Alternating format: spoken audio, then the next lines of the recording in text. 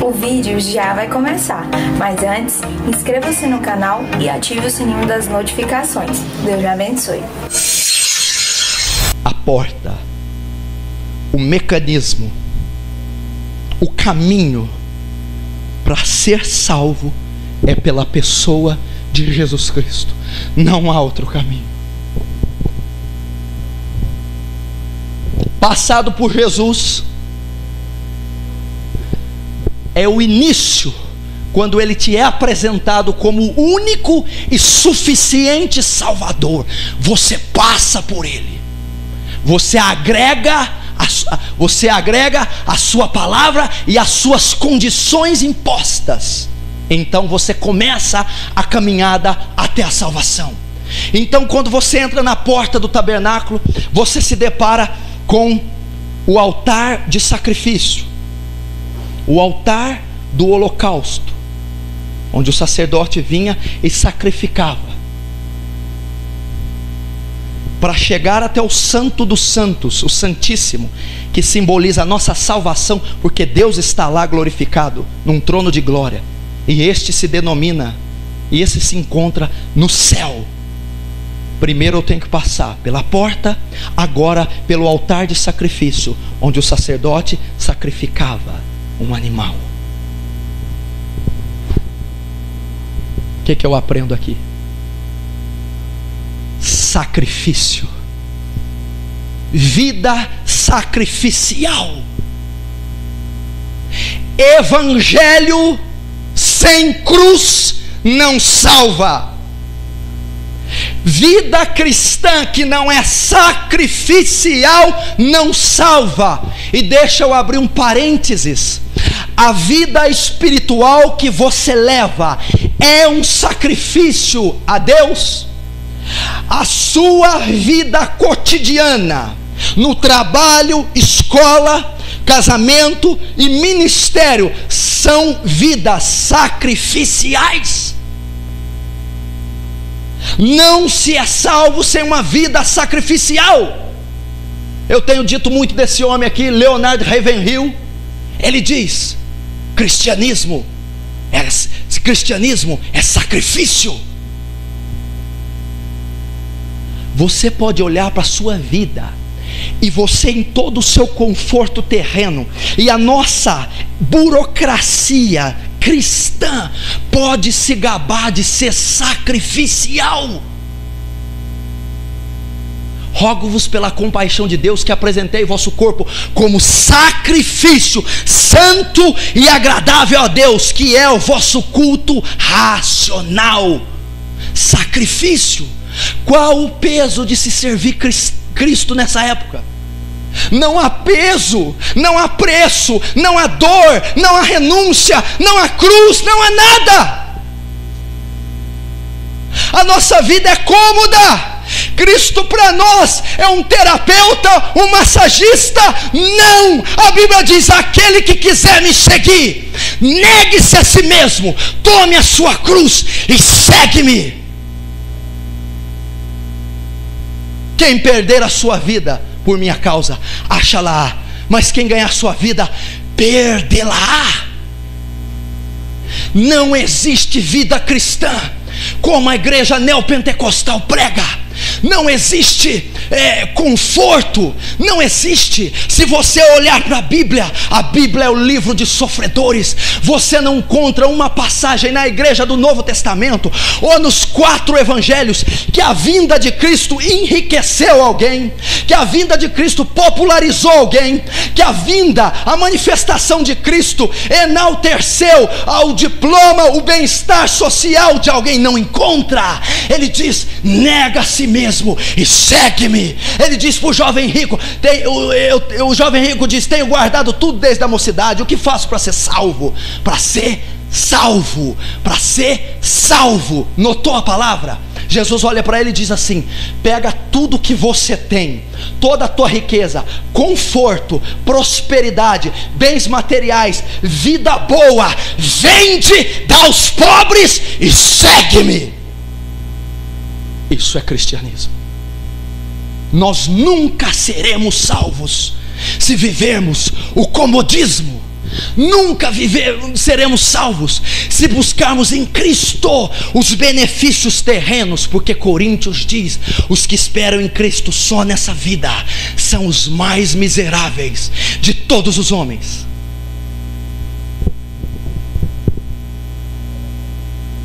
Deus essa noite faz uma pergunta a você: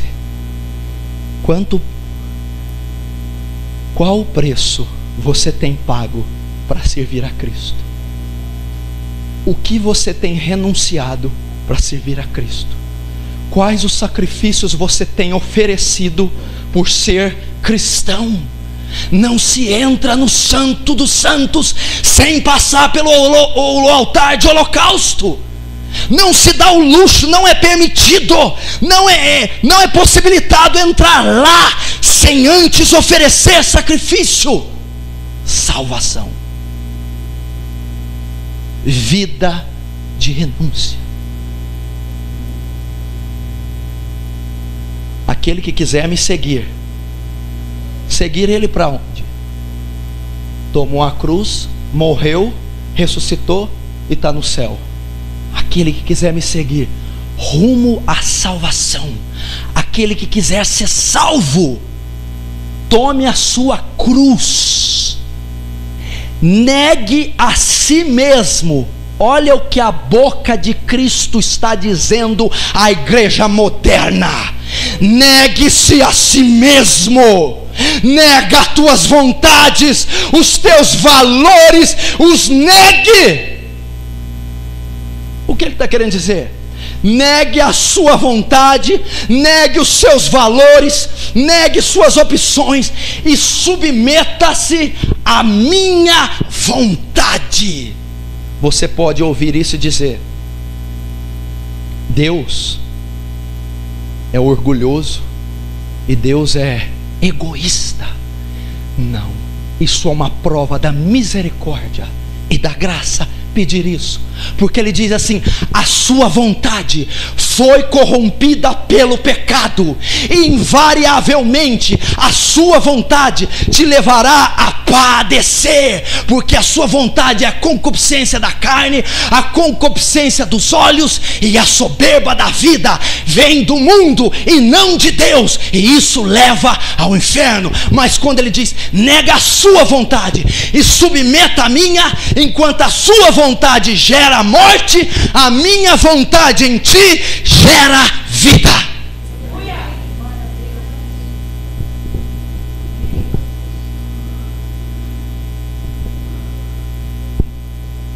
Negue-se a si mesmo, tome a sua cruz, negue-se a si mesmo. Quem quiser achar a sua vida, perdê-la-á. Achar a vida. Quem quiser deixar a cruz, o evangelho sacrificial, e viver o evangelho de conforto e de prosperidade, vai perder a sua vida. Quem quiser achar benefício terreno, corporal e carnal, vai perder. Não será salvo. Agora, quem por amor de mim perder a sua vida, acha-la. Quem renunciar, quem ofereceu a vida toda como sacrifício vivo, santo e agradável, encontrará. Acha-la como? A nossa vida foi perdida com a concepção do pecado no Éden. Perdemos ela, como quando renunciamos tudo e seguimos a Cristo, achamos ela de volta na glória, no céu, salvos. Salvos, salvos.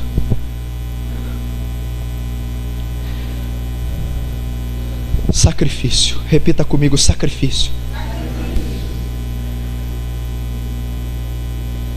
É importante notar como os cristãos de hoje, principalmente os jovens, não conseguem renunciar um sapato, uma vaidade, um conforto, um diploma, um cargo de trabalho.